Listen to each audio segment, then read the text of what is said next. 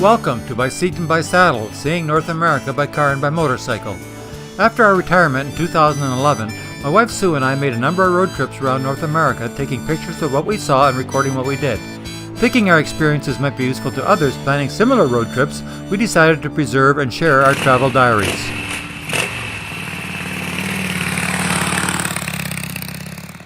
This is part 4 of a 4-part travel diary we made of a trip south to Florida and down to Key West in March of 2012.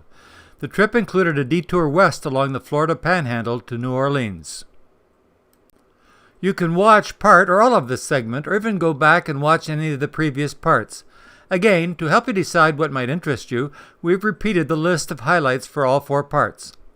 At the end of Part 3, we had finished traveling the overseas highway through the Florida Keys and had enjoyed exploring Key West. In this last part, we are on the way home, heading steadily north along the Atlantic coast, stopping only a few times to enjoy the Atlantic beaches and catching some of the interesting sights along the way. So come on and finish this trip with us. We will again take you along with words and photographs. It's always a pleasure to share them with you. Remember, you can stop the video at any time for a closer look at any photograph. The distance from Key West to Daytona Beach is over 400 miles and takes over 7 hours to drive. However, with the Atlantic Ocean and its beautiful wide beaches on our right, and with lots of rest stops, the miles passed quickly. We could see folks swimming and surfing the Atlantic waves, which really looked like fun.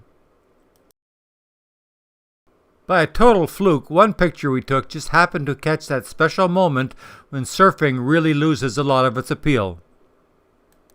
However, with really low entertainment standards, you can even have fun chasing snowy egrets along the beach.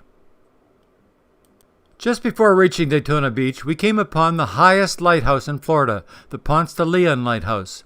Interestingly, this lighthouse saved the life of famous author Stephen Crane when the ship he was on to Cuba sank in heavy seas.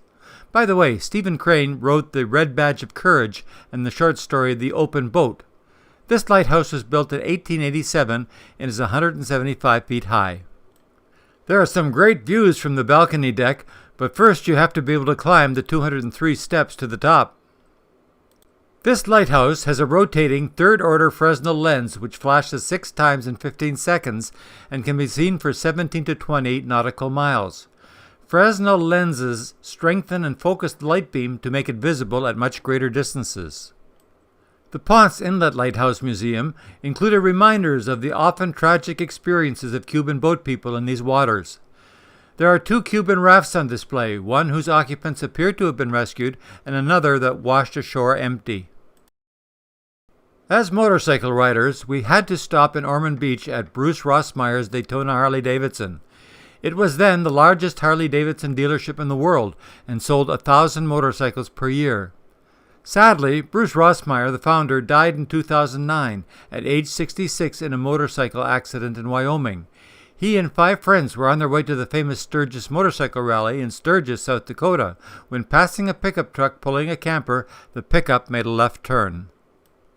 This huge dealership had absolutely everything one could ever imagine. There were state-of-the-art repair facilities, motorcycle display rooms, and a variety of antique motorcycles. This beautiful classic Harley-Davidson is probably a 1916 Model J twin. Although I'm no motorcycle expert, I expect it had a 491cc engine that developed about 11 horsepower. Harley-Davidson manufactured survey cars from 1932 to 1973. They were utility vehicles for the automobile service industry and used extensively by police forces. The 1951 model would have had the reliable 45 cubic inch, that's 740cc, flathead engine that Harley-Davidson used in their W family of motorcycles. The 1972 model was the second last year of survey car production and also used the engine from the W family. This nostalgia statue of Elvis Presley was a nice touch. Elvis is said to have owned at least a dozen Harleys, and the one shown here may be the one that was claimed to be his favorite, a 1956 883cc Model KH.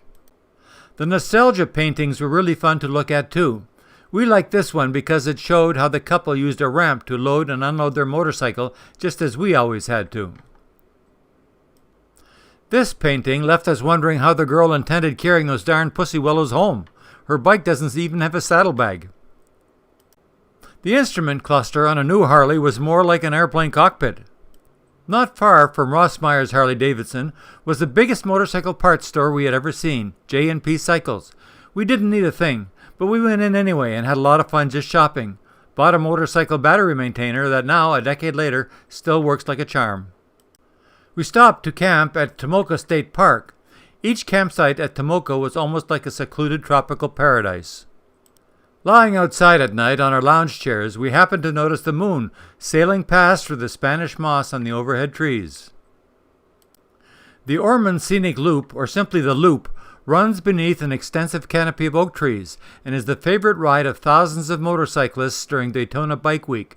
For those who don't know, Daytona Bike Week is perhaps the largest annual motorcycle event in the world.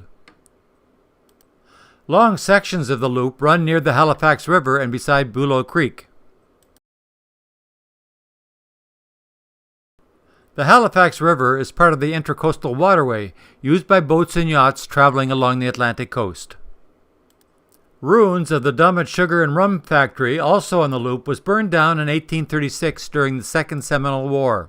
In the early 1800s, it distilled all the sugar cane from its 2,000-acre plantation. Historic Highway A1A starts near Daytona Beach shores and runs north, hugging the Florida coast for about 140 miles. It is an absolutely beautiful ride on a motorcycle. We soaked up the miles and the scenery traveling north, just shooting pictures from the saddle. We passed Flagler's Beach and continued on, seeing folks fishing from the beach, kite surfing in the stiff breeze, and surfing the swell. Highway A1A continues up through the center of Anastasia Island and runs past a notable landmark, the historic St. Augustine Lighthouse. Built in 1874, it is 165 feet tall and has 219 steps to its observation deck.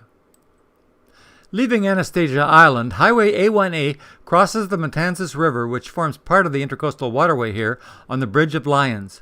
The Spanish explorer Ponce de Leon landed here in 1513, ostensibly looking for the fabled Fountain of Youth. Later, in 1565, the Spanish also founded a colony here, making St. Augustine the oldest city in the continental USA. Everywhere one looked, St. Augustine's charm was captivating. The grounds of the Lightner Museum were a groundkeeper's masterpiece. Elegant white horse-drawn carriages were available to introduce visitors to the city's many historical sites in a relaxed and leisurely fashion. The Cathedral Basilica of St. Augustine is the oldest Catholic parish in the United States, and a trove of spiritual sculptures, murals, and religious events, often rendered in stained glass. The main altar was largely constructed by the Spanish between 1793 and 1797. We didn't realize at the time that the 3 curtains behind the altar apparently covered 3 hand-carved wooden statues of Jesus. The Alcazar Hotel, which was opened by Henry Flagler on December 25, 1888, today houses the St. Augustine City Hall as well as the Lightner Museum. The statue in the foreground is the conquistador Don Pedro Menendez de Aviles, who founded St. Augustine in 1565. The statue was a gift from the people of Aviles, Spain, to the people of St. Augustine. If one looks the other way from behind the statue, one can see Flagler College across the street. Also built in 1888 by Henry Flagler, it was originally the Ponce de Leon Hotel. A site of particular historical significance in St. Augustine is the Nombre de Dios Mission. The site includes a picturesque chapel called Our Lady of La Leche, which honors Mary as the primary nursing mother of the Christian faith. It also includes the Great Cross, a 208-foot-tall stainless steel cross that is illuminated at night by spotlights. It is intended to commemorate the introduction of Christianity to the United States. We rode the motorcycle downtown to St. George Street and inadvertently got into a narrow alley with barriers that kept out cars. As soon as we noticed, we tried to turn around, but couldn't. Later, we walked back to the alley and saw signs that said, "No bicycles, no skateboards, no inline skates." We felt badly, but at least it didn't actually say, "No motorcycles." Perhaps the largest historical structure in St. Augustine is Castillo de San Marcos National Monument, which was built by the Spanish between 1672 and 1695 as protection against English attacks. It is a hollow square with diamond-shaped bastions at each corner. It has a surrounding moat that is usually dry, and around the moat an earthen embankment which protected the lower walls from cannon fire. Passing by St. Augustine National Cemetery, we noticed 3 interesting coquina stone pyramids and a tall obelisk. They were the graves of Major Francis Dade and the U.S. soldiers in his column of 108 men who were overcome by Seminole Indians in 1835 during the Second Seminole War. It was an incredible surprise to us because we had been to the Dade battlefield in Bushnell, Florida the previous year and had taken this picture. Bushnell is 123 miles from St. Augustine. To us, it seemed inconceivable that with the roads and technology of 1842, it would have been possible to dig up over 108 bodies and move them 123 miles, all this 7 years after their burial the first time. Leaving St. Augustine, we continued on our way north with few stops. We didn't take any more pictures, except for one at a pasture that was home to a couple of longhorn bulls. We had never seen longhorn bulls at home, so we took the time to stop. Well, we looked at them and they looked at us, but since their position on going tours seemed unclear, we didn't go any closer. We forgot to record the total mileage of this trip when we got home, but the tire on our trailer really said it all. This is the end of Part 4 and also concludes trip number 5. We toured museums, explored famous cities, visited historical sites, camped beneath palm trees, and motorcycled bridges and causeways surrounded by Atlantic Ocean and Gulf of Mexico waters. We have several other exciting trips to follow and hope you'll stay with us until we can get them uploaded.